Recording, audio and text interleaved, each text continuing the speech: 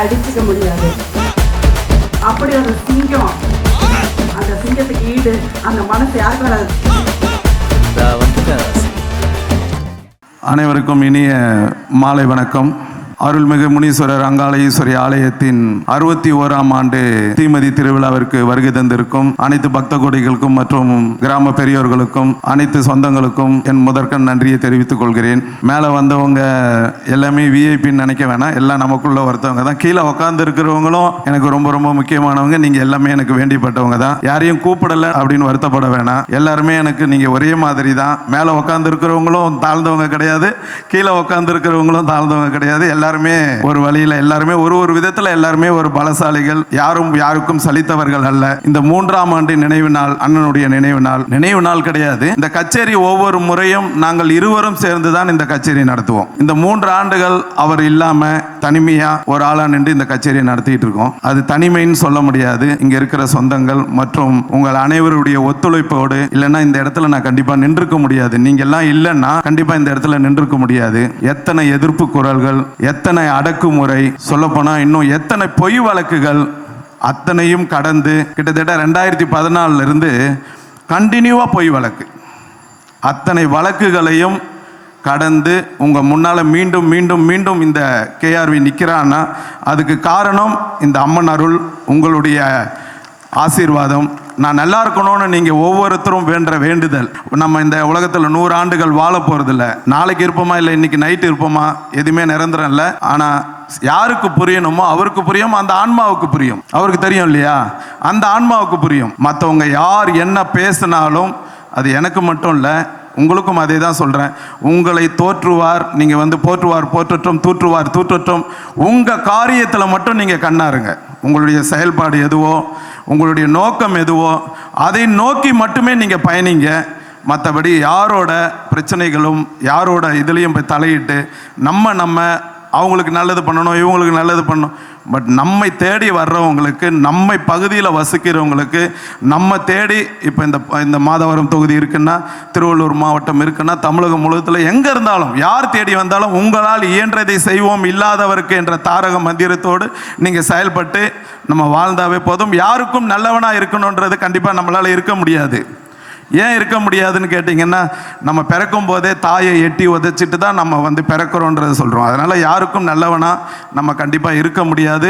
இறைவனுடைய ஆசீர்வாதத்தால் ஒருவருக்கும் நீங்கள் அஞ்சி நடக்க வேண்டும், பயந்து நடக்கணும்னு நினச்சிங்கன்னா கண்டிப்பாக வீட்டுக்குள்ளே முடங்கிடுவீங்க.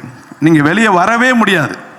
எத்தனை எதிர்ப்புகள் வந்தாலும் ஒரு உயிருள்ள மீன் எப்படி ஆற்றுல நீந்தி எதிர்நீச்சல் போட்டுட்டு போகுமோ அந்த மாதிரி நீங்கள் நீந்தி இந்த வாழ்க்கையை கடந்து வரணும். நீங்கள் இன்றைய தினம் நிரந்தரம் இல்லை, நாளைய தினம் நிரந்தரம் இல்லை. ஆனால் வாழுகின்ற ஒவ்வொரு நொடியும் நமக்கு நிரந்தரமானது என்று நினைச்சு நீங்கள் வாழ்க்கையை நடத்துங்க. உங்கள் அனைவருக்கும் என்னுடைய நன்றியை தெரிவிச்சுக்கிறேன். அடுத்த ஆண்டு மீண்டும் சீரும் சிறப்புமாக ஒவ்வொரு ஆண்டும் நடைபெறும். ஒவ்வொரு ஆண்டும் உங்களுடைய ஒத்துழைப்பு எங்களுக்கு வேண்டும், பெரியோர்களின் ஒத்துழைப்பு. இசை கச்சேரி நடத்துகின்ற கலைமுகனை பற்றி சொல்ல வேணும்னா, தம்பி எனக்கு மிகவும் ஒரு நெருக்கமான உறவு, குடும்ப உறவுன்னே சொல்லலாம். அத்தனை நெருக்கமான உறவு.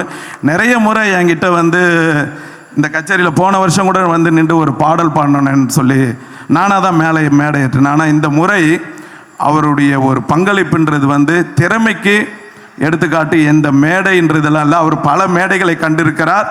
இந்த மேடை அதிலும் ஒன்று. உங்களுக்கு இந்த மேடை புதியதாக இருக்கும். அவருடைய கச்சேரி நான் நிறைய முறை கேட்டிருக்கேன். அதில் இந்த முறை என்னுடைய தந்தை இறந்தப்போ 16வது நாள் துக்கத்தில் முதல் முறையாக தம்பி தான் எல்லா பாடல்களும் பாடினார். இங்கே வாசித்த அனைத்து இசைக்கலைஞர்களும் மிகவும் எப்படி சொல்கிறதுனே தெரில. அதுவும் அண்ணன் அவர்கள் இளையராஜாவினுடைய அற்புதமான ஒரு வாய்ஸை அப்படியே கொண்டு வந்தார். மற்றும் எங்கள் இன்னொருத்தர் அண்ணன் சிவகுமார் அண்ணன், அவங்க அதாவது இந்த காலத்து ரஜினினா ரஜினி மாதிரி இடுப்பில் ஒரு கையை வச்சுக்கிட்டு, கமலுக்குரிய ஒரு ஸ்டைலில் அவர் பாடுறதும், அண்ணன் அவர்கள் மிக அற்புதமான, எப்போ எனக்கு நிறைய முறை பழக்கப்பட்ட ஒரு நண்பர். எல்லா இசைக்கலைஞர்களும் மிக அருமையாக நீங்கள் உங்களை ஒவ்வொரு ஆளும் நான் வந்து சொல்லணுன்னா தம்பியோட வாய்ஸ்லாம் வந்து சொல்லவே சான்ஸ் இல்லை. இந்த காலத்து இளைஞர்களுக்கு ஏற்ற ஒரு அற்புதமான ஒரு குரல் வளம் உங்களுக்கு. உங்கள் அனைவருக்கும் பாராட்டுன்னா இந்த அண்ணன் வந்துட்டாங்க. உங்கள் அனைவருக்கும் நான் நன்றியை தெரிவிச்சுக்கிறேன். மிக பிரம்மாண்டமான ஒரு இசை கச்சேரி நடத்தி கொடுத்துருக்கீங்க. உங்கள் அனைவருக்கும் நன்றி. மேடம் வந்து சொல்லவே வேணாம். அவங்க வந்து இன்றைக்கும் இப்போ ஒரு பாட்டு பாடினாங்க, நிமிர்ந்து நில்லுங்கள் அப்படின்னு பழைய பாட்டு. அந்த பாடலுக்கு ஏற்ற மாதிரி அவங்களுடைய குரல் வளம் எல்ஆர் ஈஸ்வரி அம்மாவை நேரடியாக நீங்கள் எம்எஸ்ஐயா காலத்தில் வந்து ஒரு கோரஸ்க்காகவே எல்ஆர் ஈஸ்வரி அம்மாவுடைய கொண்டு வந்திருப்பாங்க. ஆனால் இந்த காலத்தில் நீங்கள் இன்னும் வந்து அதே குரல் வளத்தோடு எங்கள் முன்னாடி நீங்கள் நிற்கும்போது நாங்கள் உங்களுக்கு நன்றி கடன் பட்டிருக்கிறோம். பழைய நினைவுகளை மீண்டும் கொண்டு வந்திருக்கீங்க இந்த இசை கச்சேரி மூலமா.